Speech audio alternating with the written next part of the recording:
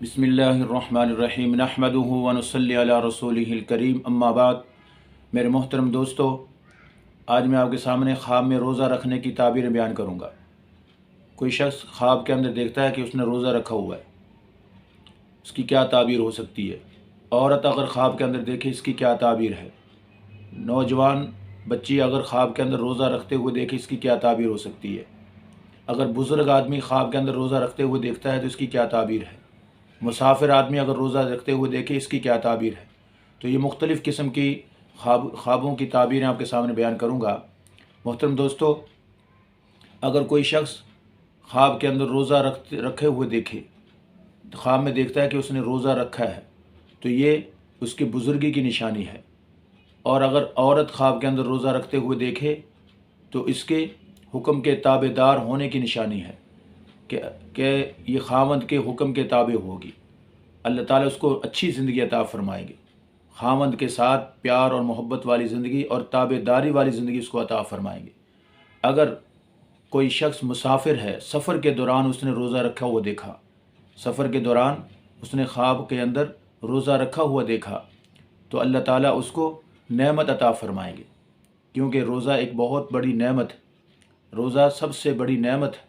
इस वजह से इसको नेमत गोया कि अल्लाह ताला अता फ़रमाना चाहते हैं, इस वजह से इसने ये ख्वाब देखा। इसी तरह अगर आलम दीन ख्वाब के अंदर रोज़ा रखे हुए देखे तो इसकी बुज़ुर्गी के अंदर इजाफ़े की दलील है।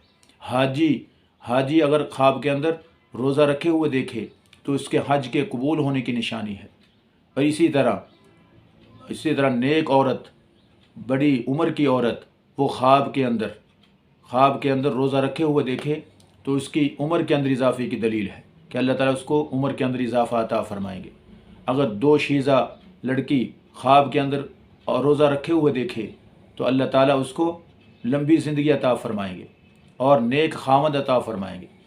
अगर दो शीज़ा गैर शादीशुदा बच्ची अगर ख्वाब के अंदर रोज़ा रखे हुए देखे, अल्लाह ताला उसको दो नेमतें अता फ़रमाएंगे। एक तो यह है कि लंबी ज़िंदगी अता फ़रमाएंगे और दूसरा यह है कि उसको नेक साले खामद अता फ़रमाएंगे।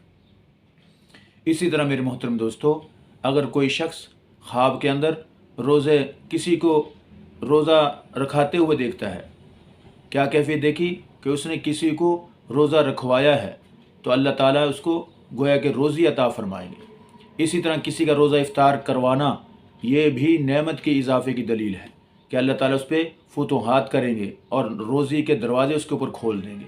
रोज़ा किसी का इफ्तार करवाना, ये फुतूहात और रोज़ी के वाफ़र आने की निशानी है।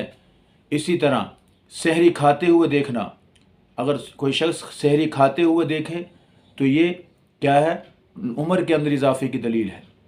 सहरी खाना, उम्र के अंदर इजाफ़ा, रोज़ी और अगर रोज़ा इफ्तार कराना, ये भी नेमत के अंदर इजाफ़ा।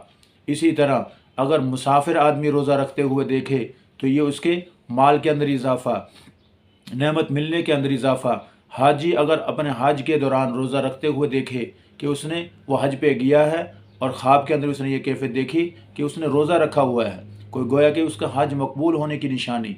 इसी तरह दो शीज़ा औरत अगर ख्वाब के अंदर रोज़ा रखते हुए देखे तो उसको नेक खामद मिलने की निशानी और दराज़ी उम्र मिलने की निशानी।